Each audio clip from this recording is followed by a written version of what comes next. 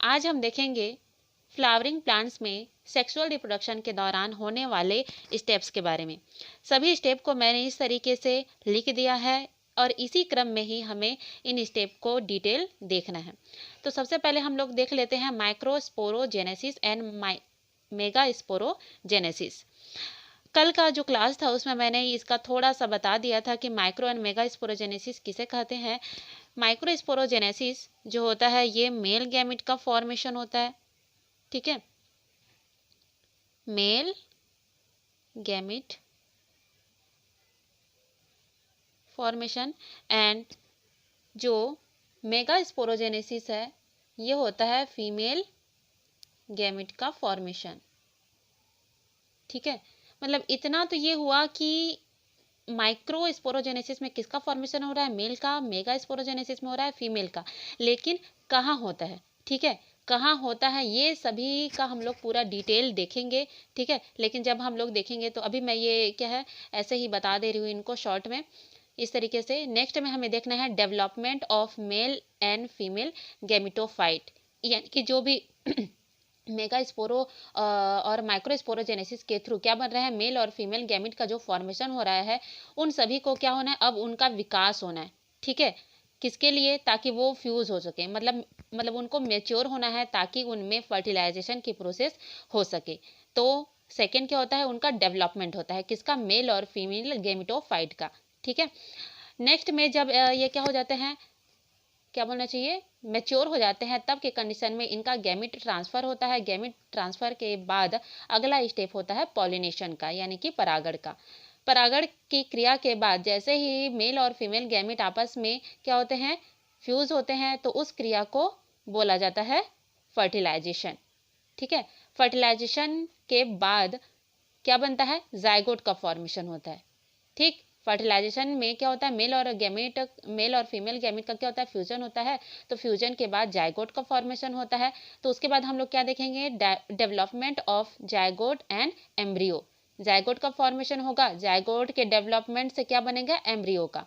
उसके बाद हम लोग देखेंगे एम्ब्रियो का भी डेवलपमेंट कि उसका विकास किस तरीके से होता है, ठीक है। जब यही एम्ब्रियो क्या हो जाता है और आगे विकसित होते जाता है तो किसका निर्माण करता है, सीड एंड फ्रूट्स का, ठीक है।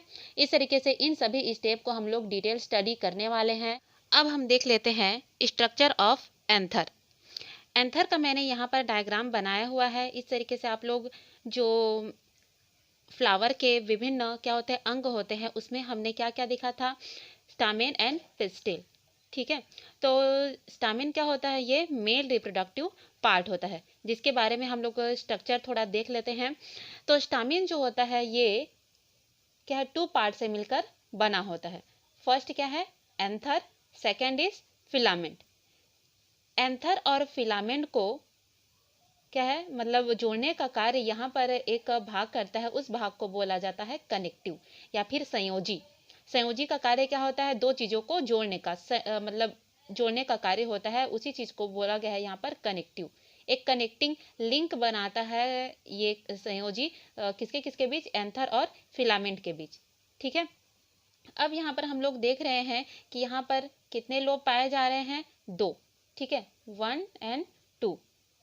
तो एंथर जो होता है वो क्या है, दो लोब से मिलकर बना होता है, यानी कि बाई लोब्डेड, ठीक है। एंथर क्या होता है, बाई लोब्डेड। इस तरीके से हम लोग चलिए देख लेते हैं। जब एंथर का हम लोग क्या करते हैं, सेक्शन कटिंग करते हैं, तो इस तरीके से, ठीक, इस तरीके से हम लोग जब इसको कट करेंगे तो कट करने के बाद ये इस तरीके से दिखाई देगा, ठीक है। यहाँ पर मैंने दो डायग्राम बनाए हैं, दो डायग्राम ये दोनों में ही ये अलग अलग तरीके से दिखाई दे रहे हैं। तो देखिए ये मैंने दो डायग्राम क्यों बनाए हैं उसको देख लेते हैं। यहाँ पर मैंने लिखा हुआ है डाइथिकस एंथर, ठीक है, यहाँ पर क्या है, डाइथिकस एंथर, और यहाँ पर लिखा हुआ है मोनोथिकस एंथर। डाइथिकस में क्या होते हैं, दो लोब होते हैं, जैसा कि ये यहाँ पर जैसे मैंने बताया, ठीक है, दो लोब है, यानी कि बाई लोब्डेड जिसको हमने बोला था, ठीक है। ये क्या है, बाई लोब्डेड एंथर है। बाई लोब्डेड को ही क्या बोला जाता है, डाइथिकस, डाई यानी कि दो, ठीक है, डाइथिकस। इस तरीके से यहाँ पर ये टच हो गया है, ये नहीं, यहाँ पर ये 1 और ये 2, ठीक, इसलिए इसको बोला जाता है डाइथिकस। लेकिन यहाँ पर ये क्या है, ये केवल एक ही रहता है, ठीक है, इसलिए इसको क्या बोला जाता है, मोनोथिकस। वन लोब्डेड होता है ये, ठीक है, वन लोब्डेड एंथर होता है। उसी तरीके से हम लोग देख लेते हैं, अब कटिंग करने के बाद इस तरीके से हमको दिखाई देता है।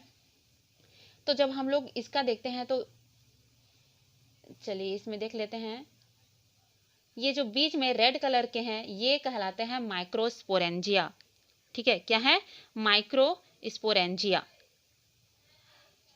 अब इनका थोड़ा हम लोग देख लेते हैं, बाइलोब्डेड एंथर के क्या कैरेक्टर हैं, कि प्रत्येक जो एंथर होता है वो 2 लोब का बना होता है, यानी कि 2 एंथर लोब, ठीक है, 2 एंथर लोब पाए जाते हैं। एंथर में कितने लोब हैं, 1 एंड 2। नेक्स्ट में क्या है, देखिए आपको यहाँ पर फोकस करना है, 2 pollen chamber in a anther lobe. एक एंथर लोब में 2 पोलन चैम्बर पाए जाते हैं। डायग्राम में देखिए, ये एक पूरा एंथर है, ठीक है, पूरे एंथर का ये डायग्राम है, जिसमें अगर चैम्बर की बात करें तो चैम्बर इसमें आपके 4 होंगे, ठीक है। चैम्बर में हम लोग देख लेते हैं इस तरीके से, ये 1 2 3 4, ठीक है, इस तरीके से टोटल 4 चैम्बर हैं।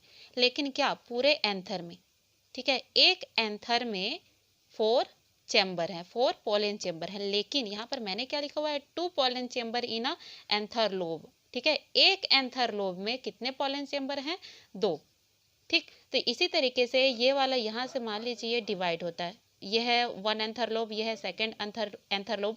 तो इस कंडीशन में हम लोग देखते हैं कि एक एंथर लोब में कितने चैम्बर हैं, 2 पोलन चैम्बर हैं, ठीक है, बात समझ में आ रहा है।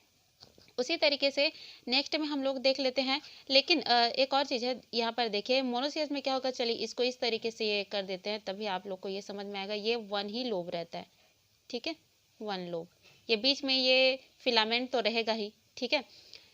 मतलब हो सकता है आप कंफ्यूज हो कि यहाँ पर 2 है, यहाँ पर भी 2 है, तो ये तो 2, ये भी 2 लोब का बना हुआ है, लेकिन ऐसा नहीं है, ये क्या रहता है, 1 लोब्डेड ही होता है, 1 लोब्डेड होता है। इसीलिए इसमें पोलन चैम्बर की संख्या क्या होती है, एक ही होती है, मतलब एक लोब में केवल एक ही पाया जाएगा। लेकिन यहाँ पर क्या हो रहा है, एक लोब में 2 पाए जा रहे हैं, 2 पोलन चैम्बर, ठीक है, इतना अंतर है इसमें। इसलिए इसको डाइथिकस एंथर और इसको बोला जाता है मोनोथिकस एंथर, ठीक है। अब हम लोग देख लेते हैं मोनोसियस और डाइसियस प्लांट, इसको बोल सकते हो, ठीक है, monoecious plant and dioecious plant, plant या फिर फ्लावर बोल सकते हैं इसको। तो मोनोसियस किसे बोला जाता है, मतलब जिसमें एंथर और पिस्टिल, ठीक है, यानी कि एंथर क्या होता है, मेल पार्ट होता है, फीमेल और पिस्टिल क्या होता है, फीमेल पार्ट होता है।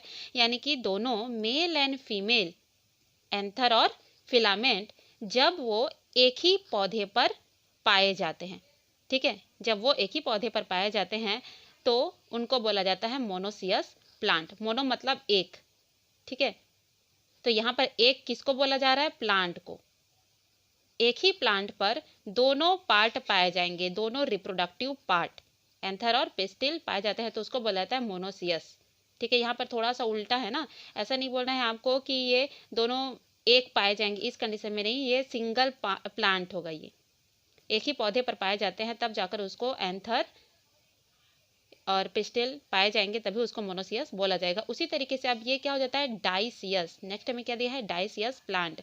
तो डाइसियस यानी कि डाई मतलब 2, तो यहाँ पर 2 अलग अलग पौधे आ जाएंगे, ठीक है। यहाँ पर मोनो में क्या था, एक ही पौधे पर पाए जा रहे थे, लेकिन यहाँ पर डाई है तो 2 पौधे हो जाएंगे यहाँ पर। तो देख लेते हैं, चलिए, anther and pistil present in different plant, ठीक है, यानी कि यहाँ पर जो एंथर एंड पिस्टिल है वो क्या हो रहे हैं, डिफरेंट यानी कि अलग अलग 2 पौधों पर पाए जाते हैं। तो इस तरीके के प्लांट को बोला जाता है डाइसियस, ठीक है। ये तो था जो मेल रिप्रोडक्टिव पार्ट यानी कि एंथर, उसका स्ट्रक्चर इस तरीके से आप लोग कॉपी में भी बना सकते हैं, ठीक है।